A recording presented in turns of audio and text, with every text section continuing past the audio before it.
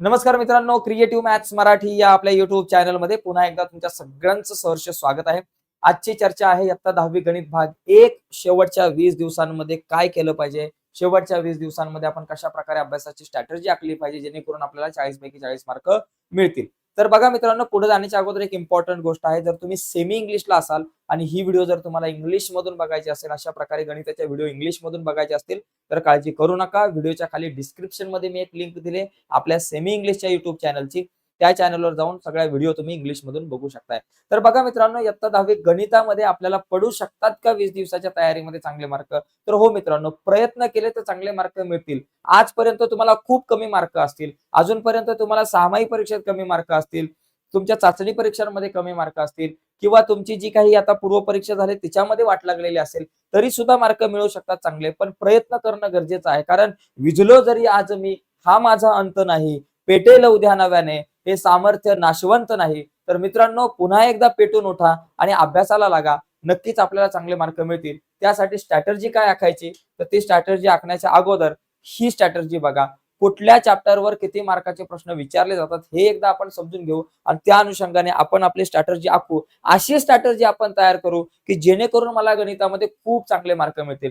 बघा मित्रांनो, आता आपण काय केलं पाहिजे? सगळ्यात पहिली गोष्ट, हे जे 6 धडे आहेत, हे 6 चॅप्टर्स आहेत. या 6 चॅप्टर मध्ये बरेचसे सराव संच आहेत. तर ते सराव संच आपल्याला कशा प्रकारे आपण त्या सराव संचांचा अभ्यास केला पाहिजे यावर आपण चर्चा करू. पहिले बघा, आपल्याकडे 2 चलातील रेषीय समीकरणे या प्रकरणावर बोर्डाच्या परीक्षेला 12 मार्काचे प्रश्न विचारले जातात. त्याच्यानंतर वर्ग समीकरणे या प्रकरणावर 12 मार्काचे, अंकगणिती श्रेणी 8 मार्क, अर्थनियोजन 8 मार्क, संभाव्यता 8 मार्क आणि सांख्यिकी 12 मार्क.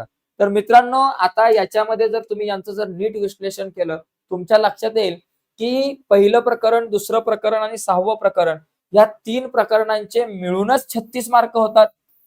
3 प्रकरणांचे मिळून 36 मार्क. म्हणजे या 3 प्रकरणांचा जर तुम्ही एकदम मन लावून जबरदस्त अभ्यास केला तर इथेच तुम्हाला 30 पैकी 30च्या वरती मार्क मिळू शकतात. बाकीच्या 3 प्रकरणांकडे बघायचीच गरज नाही. पण ज्यांना आउट ऑफ मार्क मिळवायचे त्यांनी ती 3 प्रकरणं पण बघितली पाहिजे. पण आता या सगळ्या प्रकरणांमधला नेमका मी कुठला भाग करू बाबा? कारण माझ्याकडे आहेत 20 दिवस.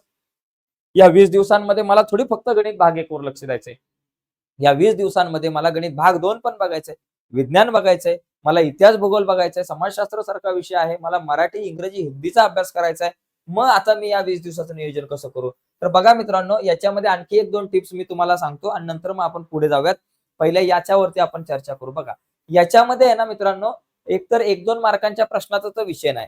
आपला एक मत, आपले मार्क कुठे जातात? 1 मार्काच्या प्रश्नांमध्ये ओके असतं, दुसऱ्या प्रश्नात काय प्रॉब्लेम नाही, तिसऱ्यामध्ये काय नाही, चला 4थ्या प्रश्नात आपली वाट लागते. 4 मार्काला जो काही प्रश्न येतो तर त्या 4 मार्कांच्या प्रश्नांच्या तयारीच्या अनुषंगाने थोडासा बट्ट्याबळ होतो. तिथं आपले मार्क जातात. मग 4 मार्कांच्या प्रश्नांच्या तयारीसाठी आपण काय केलं पाहिजे? 4 मार्कांच्या प्रश्नांमध्ये नेमकं काय होऊ शकतं? तर या 4 मार्कांच्या प्रश्नामध्ये ना मित्रांनो, एक लक्षात घ्या, एखादा आलेख येऊ शकतो. आलेख जर आला तर तुमच्यासारखा भारी माणूस कुठला नाहीये. त्याच्यानंतर तुम्हाला एक शाब्दिक गणित येतं. बरोबर? एक शाब्दिक गणित येतं. शाब्दिक गणित काय, पहिल्या किंवा दुसऱ्या प्रकरणातलं शाब्दिक गणित 100% असतं. आणि त्याच्यानंतर सांख्यिकी मधला एक प्रश्न तुम्हाला येतो. सांख्यिकी मधला, सांख्यिकी जे प्रकरण आहे, लक्षात घ्या बरं का नीट. सांख्यिकी हे 8 मार्काला महत्वाचं आहे. सांख्यिकी हे जे प्रकरण आहे, या सांख्यिकी प्रकरणातलं काय येऊ शकतं? मध्य, मध्यक, बहुलक या प्रकारचा प्रश्न असेल किंवा वारंवारता बहुभुजावर जास्त प्रश्न विचारला जातो. आयतालेख असेल, वृत्तालेख असेल, तर सांख्यिकी प्रकरणातला एखादा अशा प्रकारचा प्रश्न येऊ शकतो. त्यामुळे जर तुम्हाला 4 मार्काची तयारी करायची असेल तर आलेखाची तयारी चांगली करा. त्याच्यानंतर शाब्दिक गणित जी आहे पहिल्या दुसऱ्या प्रकरणातली त्याच्यातली तयारी करणं चांगलं गरजेचं आहे आणि सांख्यिकी प्रकरणातले जे काही प्रश्न आहेत ते सोपे असतात. यांची जर तयारी केली तर तुम्हाला त्या 3 पैकी 2 प्रश्न सोडवता येऊ शकतात. आता आतापर्यंत जर तुम्ही काही पुस्तकं जर चाळली, सॉरी जुन्या प्रश्नपत्रिका जर चाळल्या तर तुमच्या लक्षात येईल की आतापर्यंत बघा, कुठलीही प्रश्नपत्रिका बघा, त्या प्रश्नपत्रिकेमध्ये पहिला, दुसरा, तिसरा हे जे 3 धडे आहेत ना, या तिघांपैकी कुठल्या तरी 2 प्रकरणांवर 100% 4 मार्काला प्रश्न विचारलाय. 4 मार्कांचे प्रश्न या तिघांपैकी 2 वरती तर 100% असतात आणि एक 6व्या प्रकरणावर असतात. या चौघांपैकी कुठले तरी 2 प्रश्न असतात किंवा बऱ्याचदा या चौघांपैकीच 3 प्रकरणांवरती तुम्हाला 4 मार्काचे प्रश्न असतात.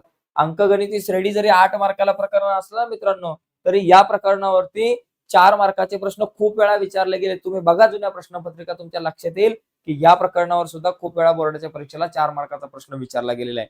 त्याच्यामुळे 4 मार्काच्या प्रश्नांच्या तयारीच्या अनुषंगाने गडबड होऊ शकते.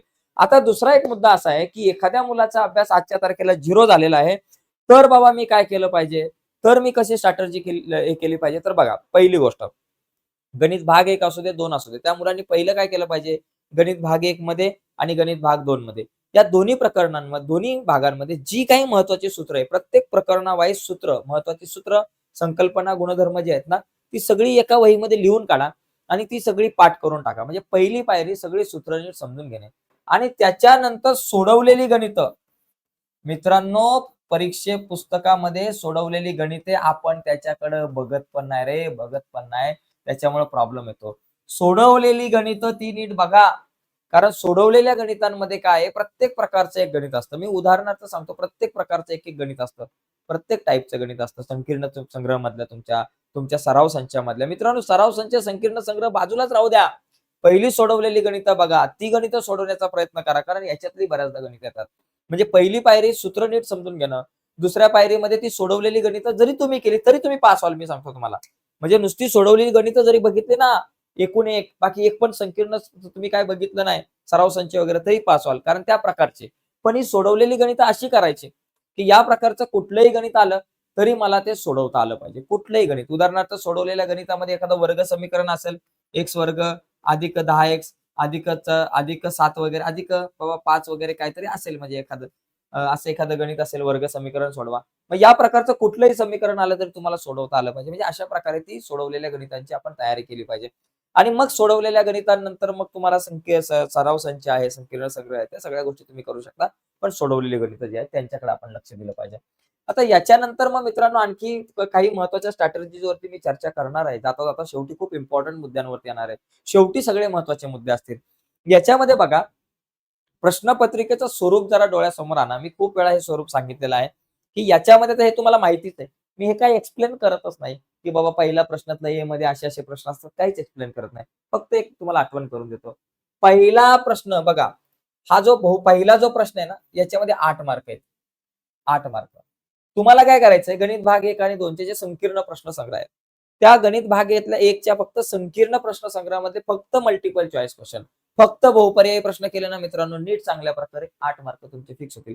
कारण बहुपर्यायी प्रश्नांमध्येच प्रश्न इथे असतात. आणि याच्यामध्ये नीट जर तुम्ही बघितलं, प्रश्न क्रमांक पहिला आणि दुसरा मिळून 20 गुण आहेत भाऊ. पहिला आणि दुसरा मिळूनच 20 गुण आहेत. ज्या मुलाला फक्त पास व्हायचंय, भाऊ तू एकच काम कर. तुला पास व्हायचं ना, फक्त एकच काम कर. सूत्र कर, सोडवलेली गणितं बघ आणि कुठल्याही 5 प्रश्नपत्रिका घे. 5 प्रश्नपत्रिका घेतल्यानंतर सुरुवातीला त्या सगळ्या प्रश्नपत्रिकांमधला फक्त पहिलाच प्रश्न सोडव. पहिल्यातला ए आणि बी. पहिली एक प्रश्नपत्रिका घे, तिच्यातला पहिला प्रश्न सोडव. मग दुसरी घे, तिच्यातला पहिला सोडव. तिसरी घे, तिच्यातला पहिला सोडव. चौथी घे, तिच्यातला पहिला सोडव. 5वी घे, तिच्यातला पहिला सोडव. पहिला प्रश्न सोडून झाला ना, नंतर 5ही प्रश्नपत्रिकांमधला दुसरा प्रश्न सोडव. बास. भाऊ तुझ्याकडे वेळ कमी असेल ना, एवढं जरी केलं ना, 20 मार्क तुझ्या हातात आहे. ज्यावेळेस तुम्ही पहिली प्रश्नपत्रिका सोडवाल ना, तेव्हा जड जाईल. दुसरी सोडवताना तुमच्या लक्षात येईल. दुसऱ्या प्रश्नपत्रिकेतला ज्यावेळेस तुम्ही दुसरा प्रश्न सोडवायला जाल, तेव्हा तुमच्यापेक्षा लक्षात येईल, की बाबा हे 3 प्रश्न पहिल्या प्रश्नपत्रिकेमधले पण होते. तिसरी प्रश्नपत्रिका ज्यावेळेस बघाल, दुसरा प्रश्न, तेव्हा तुमच्या लक्षात येईल, की अरे याच्यातले जवळपास अर्धे प्रश्न मागच्या 2 प्रश्नपत्रिकांमधले. चौथी प्रश्नपत्रिका सोडवायला गेल्यावर तुमच्या लक्षात येईल, अरे 75% प्रश्न तर मागचेच आहेत. आणि 5वी प्रश्नपत्रिका सोडवायला गेल्यावर लक्षात येईल, की अरे 90% किंवा सगळेच प्रश्न मागचे आहेत. तो फक्त आकडे बदलून आलेले आहेत. त्याच्यामुळे ज्याला फक्त पास व्हायचं त्यांनी फक्त हे 2 प्रश्न करायचे आणि ज्यांना आउट ऑफ मार्क मिळवायचे त्यांनी काय करायचं, कुठल्याही 5 प्रश्नपत्रिका सुरुवातीला घ्या व्यवस्थित आणि त्या सोडवत असताना चुकीच्या पद्धतीने सोडू नका. म्हणजे काय, पहिली एक प्रश्नपत्रिका घेतो, भावड्या सोडवतो. मग दुसरी घेतो, सोडवतो. मग तिसरी सोडवतो, असं नका करू. पहिले सगळ्या प्रश्नपत्रिकेमधले 1 मार्काचे प्रश्न सोडवा. मग सगळ्या प्रश्नपत्रिकांमधले 2 मार्काचे, मग 3 मार्काचे, मग 4 मार्काचे आणि मग शेवटचा प्रश्न.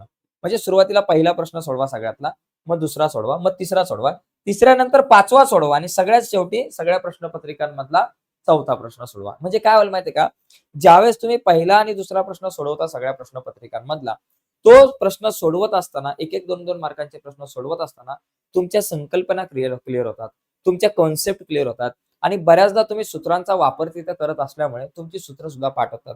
त्यामुळे तुमचा तो माइंड जो आहे ना, तो एकदम गणिताच्या बाबतीमध्ये परफेक्ट होऊन जातो आणि त्याच्यानंतर चौथा प्रश्न ज्यावेळेस तुम्ही सोडवायला जाता, त्यावेळेस तो तुम्हाला सोपा वाटण्याची शक्यता असते. तर ही स्ट्रॅटेजी तुम्ही जर का वापरली, तर तुम्हाला या कमी दिवसामध्ये जास्तीत जास्त मार्क आरामात मिळू शकतात.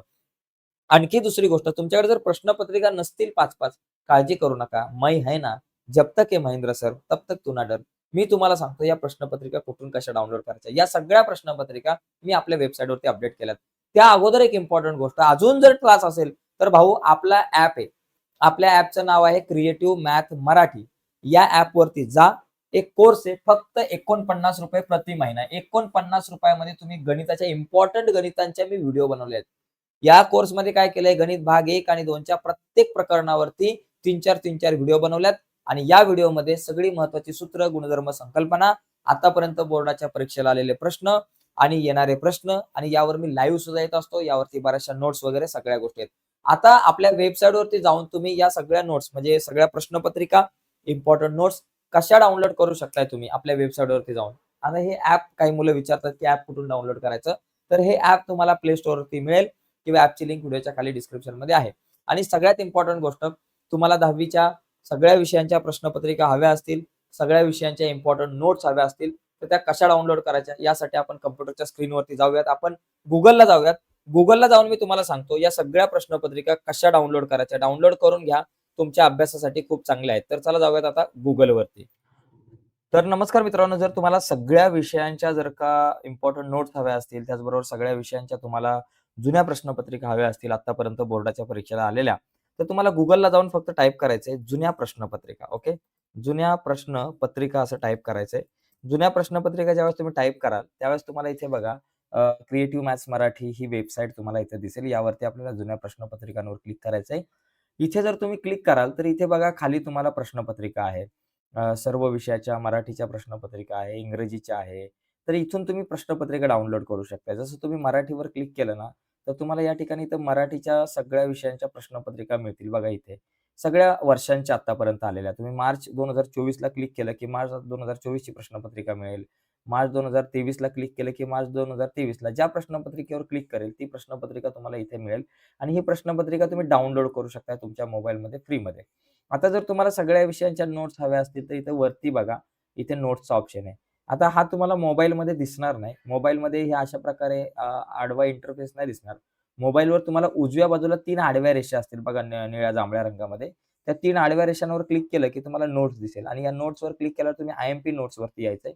आय-एम-पी नोट्सवर क्लिक केलं, की तुम्हाला सगळ्या विषयांच्या इम्पोर्टंट नोट्स तुम्हाला इथे मिळतील बऱ्याचशा. म्हणजे गणित आहे, इंग्लिश आहे, मराठी, हिंदी, विज्ञान 1, विज्ञान 2. तर या इम्पोर्टंट नोट्सवर तुम्ही जर क्लिक केलं, की तुम्हाला या नोट्स डाउनलोड करता येईल. जसं की तुम्ही मराठीवर क्लिक केलं, विज्ञान भाग 1-2 वरती क्लिक केलं, तर तुम्हाला विज्ञान भाग 1 आणि 2च्या नोट्स मिळतील. मग याच्यामध्ये बघा तुम्हाला कारणे नोट्स आहेत. कारणे क्लिक केलं, की तुम्हाला कारणे मिळतील इम्पोर्टंट अशी. तर बऱ्याचशा नोट्स आहेत. तर तुम्ही Googleवरती जा, जुन्या प्रश्नपत्रिका टाइप करा आणि या सगळ्या नोट्स ज्या आहेत त्या डाउनलोड करून घ्या. ठीक आहे मित्रांनो, धन्यवाद.